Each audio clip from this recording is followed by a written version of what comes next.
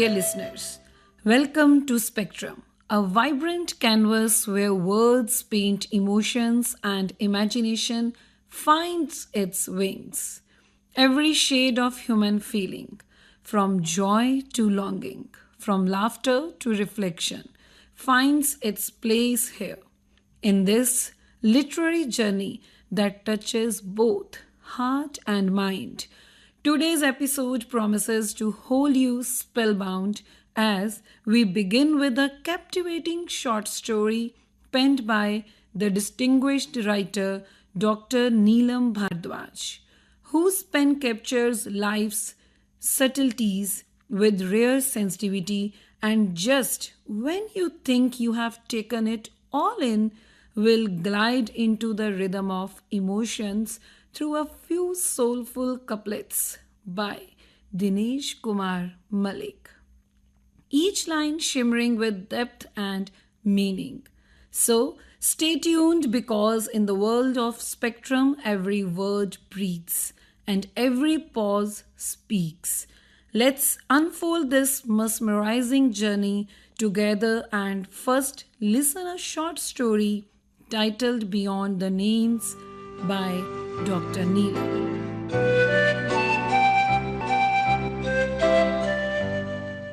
Hello, dear listeners. I, Dr. Neelam Bhardwaj, invite you to travel with me through time, memory, and love into the heart of my debut novel, Beyond the Names.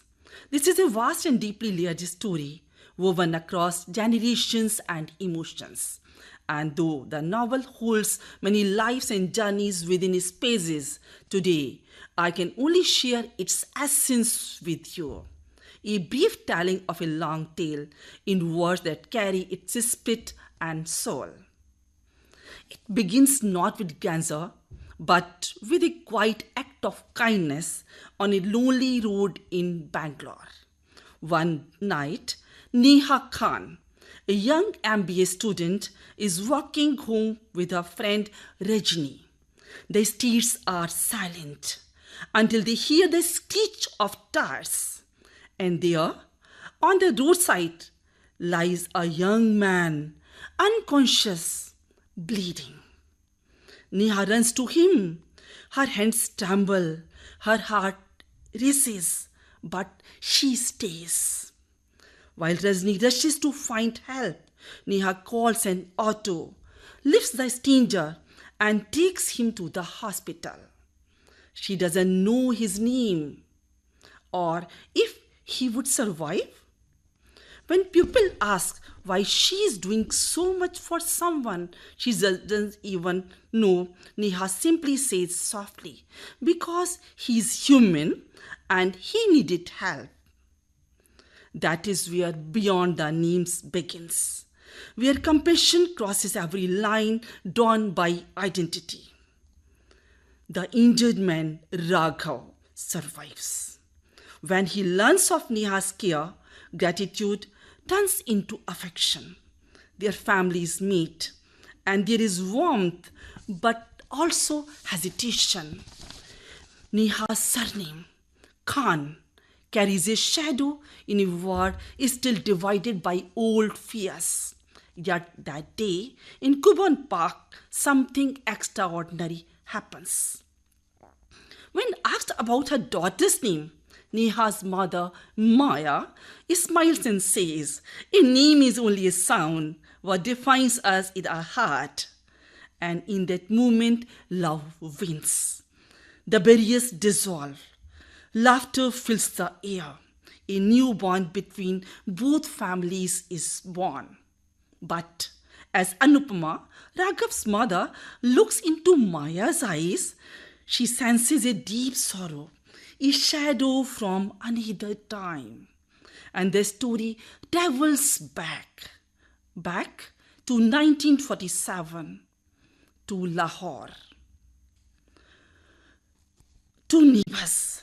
Avtar Malik and Dilawar Khan live side by side in friendship. They share food, laughter, faith, and music. Their children play beneath the neem tree.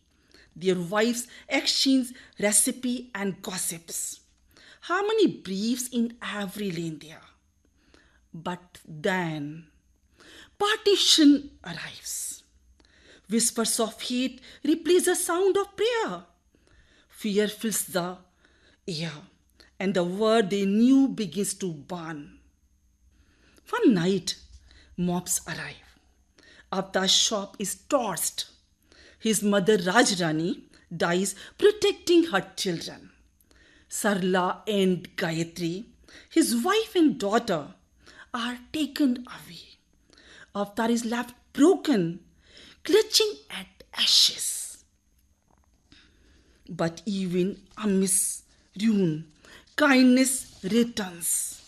Avtar's children, Shri Kishan, Ravi Kishan, and Meena, in Amritsar at Meena's hometown, build a home for refugees. They too are lost. And in Lahore, the unthinkable happens. Avtar survives, saved by Sajid, a poor rag picker he often helped.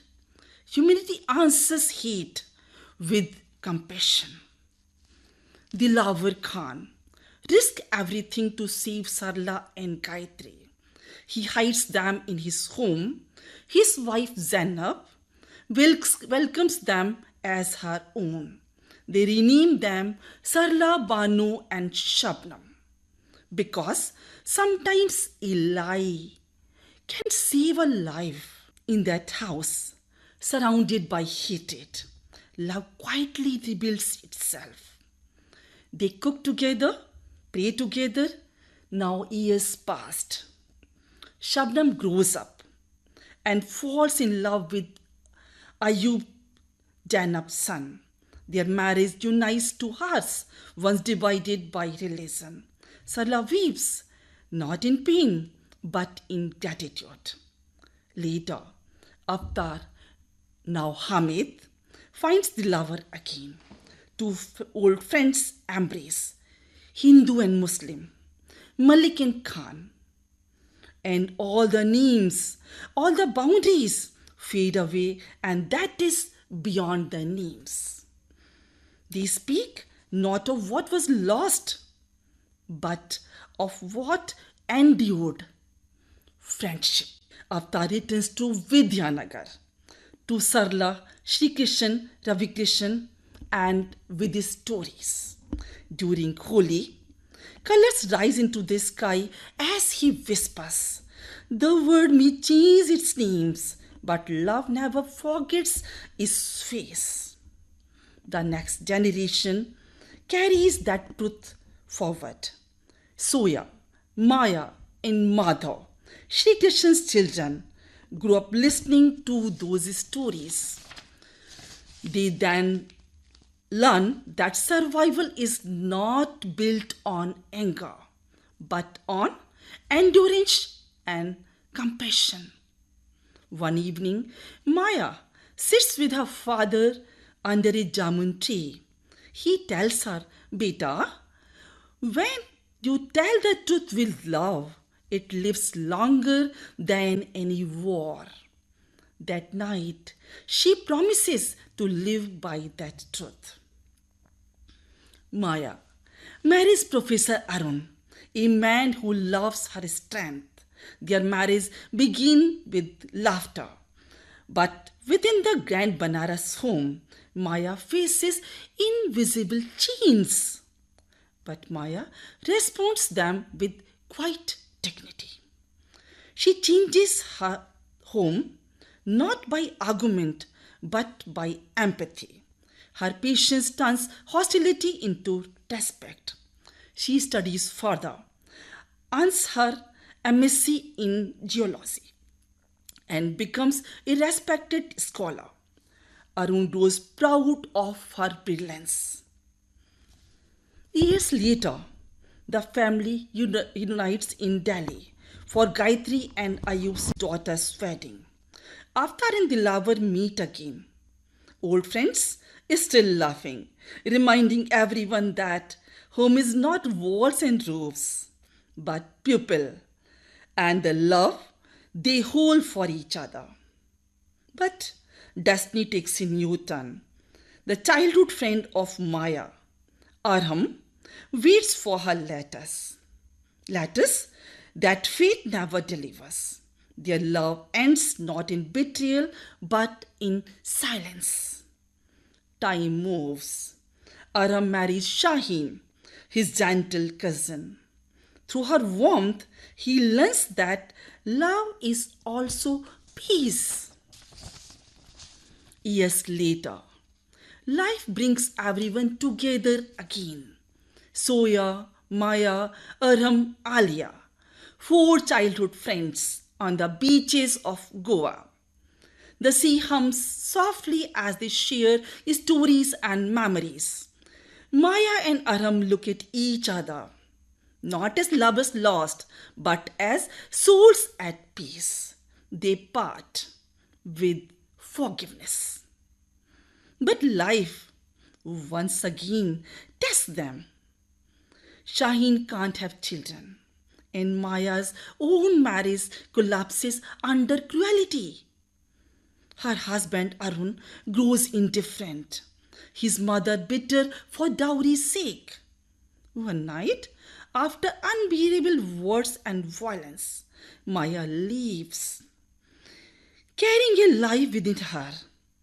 She walks out into the rain, whispering to her unborn child, "You and me, we will be okay." She returns home to Vidyanagar.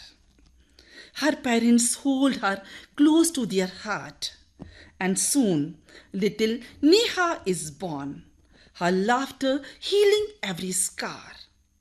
Maya rebuilds herself, studies again, joins the Geological Survey of India, earns her recognition, respect, and peace. Years later, Aram sees Maya's name in a newspaper for the Young Scientist Award. He visits her in Dehradun. All pain melts into friendship. Shaheen, with extraordinary grace, accepts Maya as part of their life.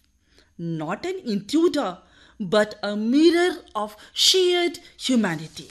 Eventually, they find a balance only love could imagine. Maya and Aram marry quietly, with Shaheen's blessing, of course. Together they raise Neha, and later Aman is born in a home built on compassion, equality, and trust. In that house in Dehradun, the lives once wounded by the past breathe together in peace. Beyond the names is not just a story, it is a journey from division to unity, from silence to song, from wounds to healing.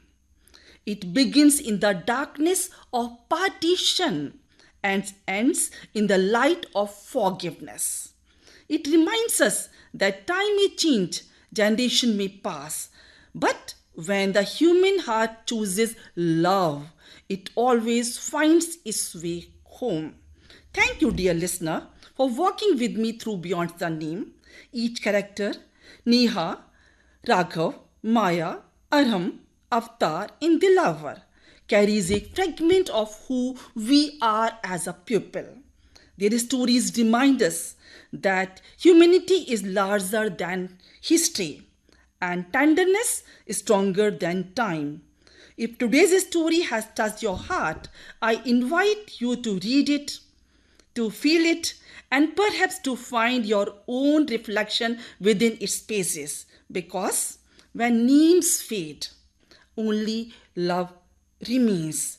If this story touched your heart, kindly feel free to visit Read International for free reading and purchase. This is Dr. Neelam Bhardwaj signing off with gratitude and with hope.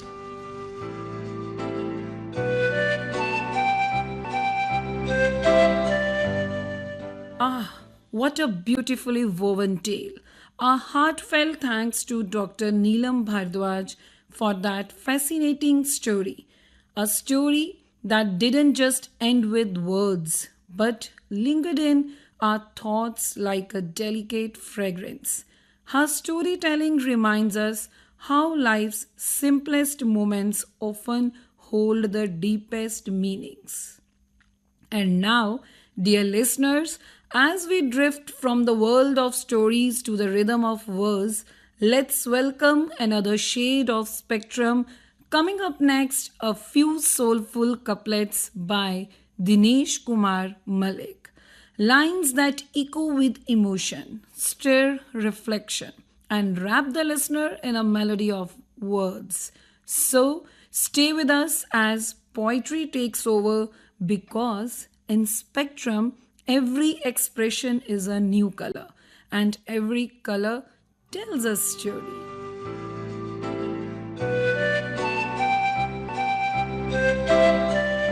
The first poem that I'm going to recite today is A Small Defiance. The wick does not ask if the night will end, it simply burns. A small defiance, a quiet vow. The stars too do not compete with the moon. They shimmer in their own solitude, content to be seen only by those who look up. The horizon does not rush to meet the sun. It waits patient and wide, cradling the first blush of the dawn without any demand. The clouds do not linger to be admired. They drift, shifting shapes in silence, content to vanish before they are named. The breeze carries no burden of destination. It dances through branches, a whisper from heaven that stirs the soul and leaves no trace. The forest does not boast its emerald hush. It listens, each leaf a hymn, each shadow a sanctuary for those who wander within. Let the ache remain unanswered and whole. Let the silence stretch like dusk across the mind, not absence, but a waiting. In the hush, the unseen gathers, a flicker becomes a flame, a breath becomes knowing. This is not arrival, but a recognition.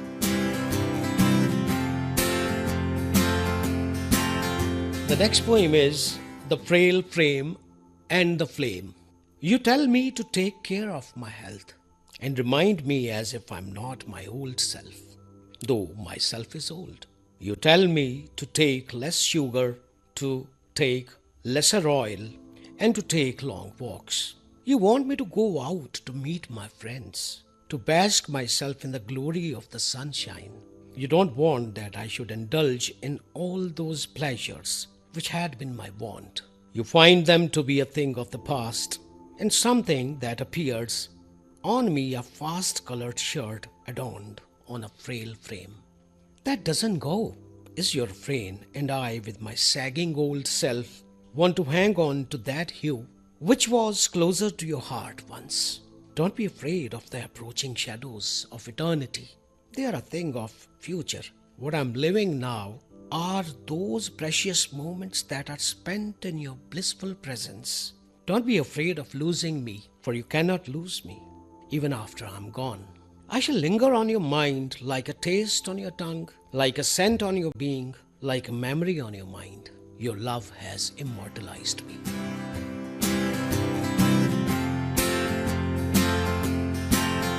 Another one I wrote on Teacher's Day, being a teacher, so it's a tribute to my gurus. My heart bows before the one who taught me to count, to learn the first speeches, and to grasp the receding horizon in my tiny fingers. I would love to sit again at those pious feet that taught me to hold the pencil and give a shape to my imagination, and thus defined the raging wilderness in me.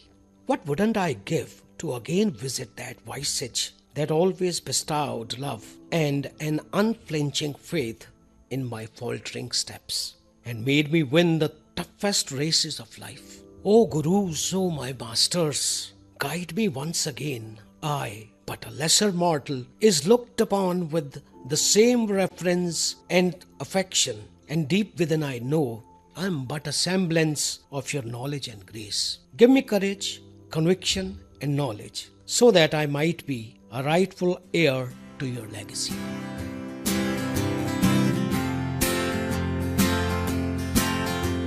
Next one is a sonnet for the underprivileged daughters, for the children living in slums, marginalized.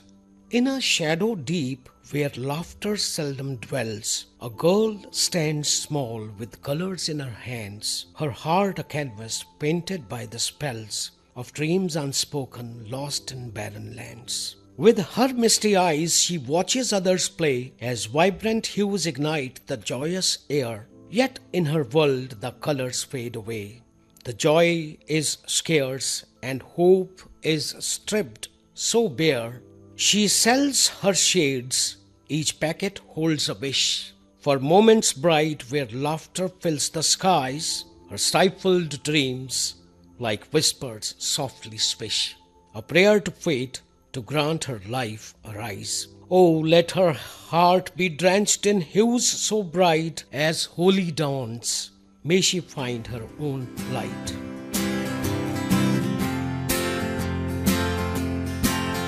There is another one that I wrote, The Voice and the Vessel. To speak the mind is to keep silence at bay, to stop it from settling like dust on the shelf of days. A feeling shared is not a confession, but a thread that binds the fraying edge of a bond. A word not spoken is a bridge untested, a shape unformed, a breath withheld from the body of connection. Even a sigh is a sigh of life, and even a quarrel is proof that care still lingers. The hush between souls is feared more than the storm, for storms passes.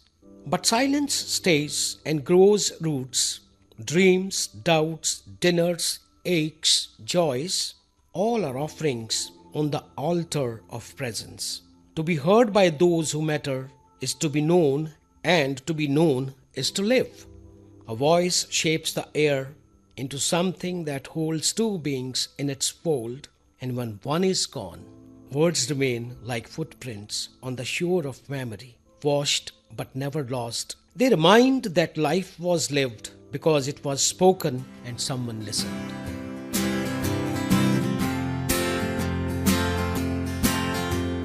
The next poem is The Deferred Joy. It came out of the constant, you can say, nagging from a better half who always tells me not to do this or that. When I propose to use an expensive perfume that has been gifted for special occasions, you tell me, don't use it, or you shall not have any scent to wear when you go somewhere. I love to be attired in my best colors and styles, and you tell me not to wear that, for I don't have to meet someone special, and that I must save it for some special occasion. My new shoes are stacked, still shining and packed, waiting for wear, shedding an isolated tear. I lay hands on them to follow the adage, the leather is well worn when weathered with age. And out comes the scorn, you shall have no footwear when wedding season is on. Again I leave the shoes in their box with the hope wearing them another day. But my dear, there is no other time. Whatever I have is now. I need to dress smart, smell and look well. I need my feet adorned in my choicest, shiniest leathers. Not for a crowd, not for a show, but to meet my own self. To honor this breath, this heartbeat, this moment, which is life.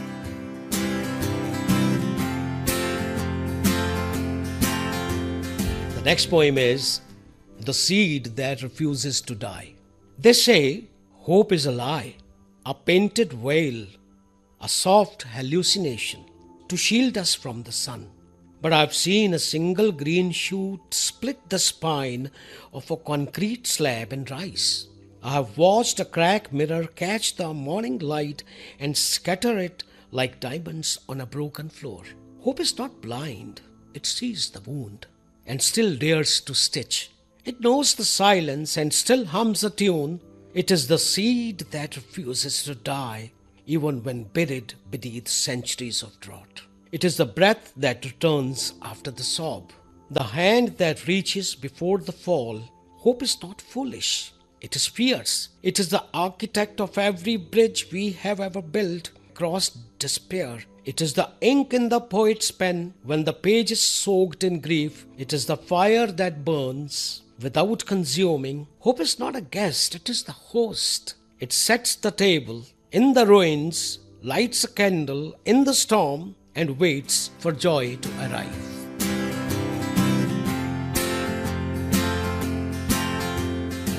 And one more poem that I wrote a few days back is Those who move carry the sky. The stars do not wait for the still. They shimmer for the ones who walk. Dust on their souls, fire in their breath. The moon does not mourn the night, travels with those who refuse to sleep through their sorrow, who rise even when the rising hurts. Constellations bend toward motion. They arc above the restless dreamers, the quiet strivers, the ones who do not ask permission to glow. The sky is not a ceiling, it's a mirror, and it moves with those who move. The wind favors the footsteps, the light follows the longing. Even silence echoes louder for those who keep going. Pause is human, to stop is to surrender, but to walk without applause, without map, without promise, is to become the kind of soul the stars remember. So walk even if your path is made of questions. Even if your shadows is your only witness, walk and the moon will follow. The stars will bend to your motion, and that will make all the difference.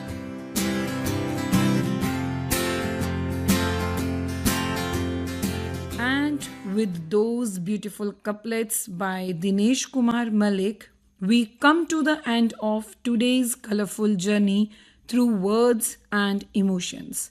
From the captivating storytelling of Dr. Neelam Bhardwaj to the soulful poetry that followed, Spectrum once again proved that literature is not just to be read, it's to be felt, to be lived. We hope these creations touched your heart and painted your thoughts with new hues of imagination. Till we meet again in the next edition of Spectrum, keep reading, keep feeling, and keep discovering the beauty hidden in every word. This is Ganesha bidding you goodbye and wishing a pleasant time ahead with gratitude in heart and poetry in the air.